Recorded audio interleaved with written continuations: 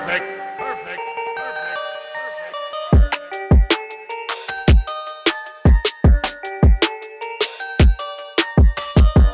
Ladies and gentlemen, the Sixers have won 7 straight games. They take down the Pistons 114-106. They are now 7-1. 7 straight wins after losing that first game of the year. And last night proved to me everything I needed to know. This is not the Sixers as of old. This is not prior year Sixer teams, because when you're down by 16 and the Pistons come out of the gate running, and they're a team, let's be honest, that has really no long-term incentive this year. They're not winning the championship. Sure, they have a lot of good young talent, a good head coach, but they're not winning this year. And they come out in the in-season tournament, and they're ready to fire on all cylinders. They want to win something. So they come out, they're out hustling you in every category. They are smacking you every which way, and you look completely gassed. You look out-hustled like you don't want to play, blah, blah, blah. And then you get to halftime, and once again, Nick Nurse makes adjustments. The Sixers wake up. Prior year Sixer teams would not have won that game yesterday. The Sixers come all the way back, and they end up flat out beating down the Pistons in the third and fourth quarter, led by Tyrese Maxey and Joel Embiid and Tobias Harris. This is an actual team, and this is very, very fun to watch. Welcome into Philly Take with RB, man. Hit the like button, subscribe to the show, drop a comment down below. Let me know how you're feeling about this team. I just want to hop on here today because not only was it a great night as the Sixers get their 7th straight win and they're clicking on all cylinders, but James Harden was eviscerated. He was ripped to shreds by a Mavericks announcer, and it is going viral right now. But I just want to talk about it for a second because I once said that Daryl Morey's trade of Ben Simmons for James Harden was the biggest fleece ever. But I am now corrected because now there's an updated version, okay? James Harden's trade to the Clippers is by far Daryl Morey's best work. It is his biggest fleece. And I know what the people are going to say. Oh, you're talking way too quick. No, I'm not.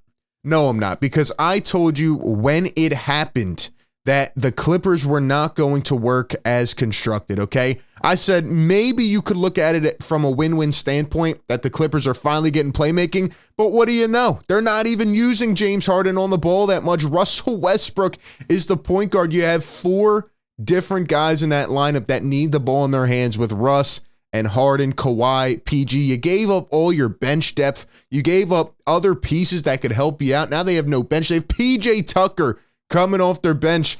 I mean, look, this was some of Morey's best work. Are we ready to apologize to Morey yet? Because this is looking like an absolute fleece. And on top of the players, the Clippers gave up 2 first-round picks, or one and then another one rerouted, 2 seconds.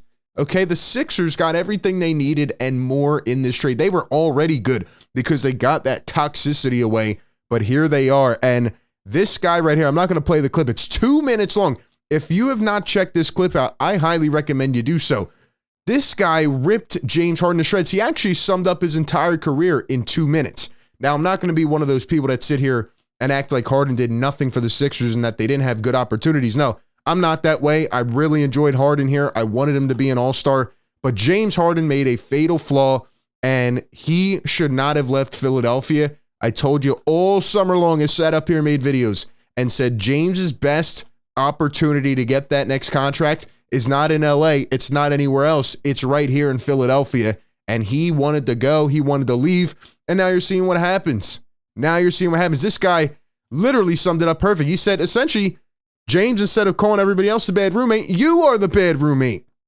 When you leave the situation, look at what's happening. Look at how this team is playing together. And they're not dribbling out the shot clock. And they're doing all the little things on defense. All the tendencies are spot on. And man, this team is well coached. They are well constructed right now. Meanwhile, the Clippers are 0-3 in the James Harden era. They lost again last night. I watched a little bit of the game. They were getting blown out by 30. It is not going to work. Those guys want to be free agents, so they all want to get their contracts. They all want the ball in their hands. Nobody's willing to take sacrifice. Nobody wants to go to the bench. James Harden, upon going there, said, I'm not a system player. I'm the system. Well, now you're reaping the benefits, a.k.a. you're now 0-3. Okay, James Harden had, 14 in the first quarter last night, and he had 0 the rest of the game. He had 6 shot attempts. That's what you wanted? No, let me show you a system, James. Here's a system. 24 for Tobias, 33 for Embiid, 29 for Maxey. And oh, by the way, let me talk about Maxey for just 1 second, okay? Because a lot of people told me when I kept talking about Harden leaving, oh, Maxey can't be a point guard. Maxey can't take the leap. I said Maxey's going to be an all-star. And oh, guess what happened? Tyrese Maxey with his third game of the season already with 10 assists and 0 turnovers. He is not turning the ball over at all. He has been so damn effective, and he's just unbelievable right now. And he's doing things like this. Look at this play from Tyrese. Going left. Look at this play from Tyrese. Step back three. I mean, it is insane. This guy is a star. Tyrese Maxey's a star right now. Dynamic duo. Tyrese Maxey, Joel Embiid, and he's only going to get better. He's just turned 23. No turnovers, 10 assists, and he is just doing everything he can to take this team to the next level. And when the Sixers were down, when they needed a spark and nobody was getting this team ignited, it was Tyrese Maxey who got so aggressive, as he has done in the second half of games, and most importantly in the fourth quarter, to help put this game away. And man, the Sixers are just absolutely incredible right now. They're just incredible right now. The Clippers are 0-3, and look at this. Before the Harden trade, 5th in offensive rating, 4th in defensive rating, 3rd in net rating, and after, they are 25th in offensive rating, 28th in defensive rating, and 27th in net rating. I'm not saying they won't figure it out at all, but it is not going to be anything near what these people try to paint in your head about, oh, the Clippers now have the best title odds. They're going all the way. No, they're not. No, they're not, and they will end up blowing up this team because it is not constructed correctly with the new CBA. You either go with a couple big stars or you try to build out your roster with, say, a star or a superstar, an all-star level player, and role players. And we saw, for example, last year with Denver, how that team was constructed, and right now the Sixers remind me a lot of that Denver team. You look at a team like the Suns, a team like the Clippers now, they have so much risk, and they really have to catch in, or else it is going to blow up in their face. And I don't think this is going to work out for LA at all. At all. Right now, this has been Daryl Morey's biggest fleece, and that announcer was correct. You know, sometimes you got to just look in the mirror, and even if James had apologized and come back, you know, things would have been okay. But right now, I'm glad he's gone. I'm glad the Sixers believe in each other. They have no ego. They are just playing so freely. And any other Sixers team would have lost that game last night. But this team is resilient. And as Nick Nurse said after the game the other day against the Wizards, he said, you guys fight and you battle, and that goes a long way in this league.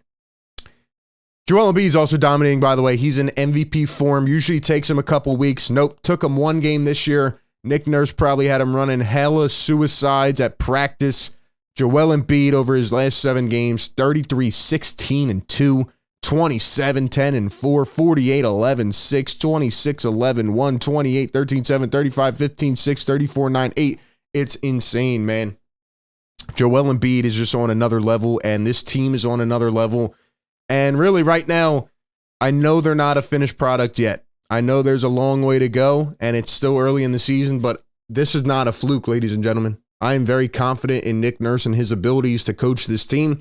I am confident in this team to play tough basketball every night, even if they don't win, right? There's going to be games they lose. They might lose the next game, but they're going to go out there and fight you to the end of it every game. And it reminds me, again, a lot of the Raptors teams that were always a pain in the ass playing. You always felt that way against Toronto because of how Nick Nurse has these guys running. And, you know, he said last night in his postgame, you know, we're going to need, you know, other guys. Like, he talked about the importance of the role players. He said, we're going to need the Tobys and the Kellys and the Meltons to step up. And I just like how he puts focus on everybody. He doesn't just say it only runs through Joel or it only runs through Joel and Maxey. The rest of the guys step up. Covington had 4 steals on the bench last night. Guys are finding ways to contribute. And man, this team looks really good. And it's so early, like they're not even a finished product. They still have flexibility to go add a piece or two.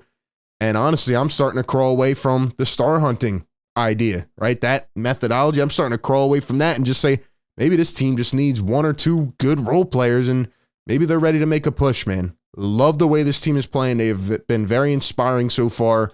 And yeah, man, a big week coming up. If they can win on Sunday, that'll be 4 this week. They've won 7 in a row and they just got to keep fighting to the end of it, man.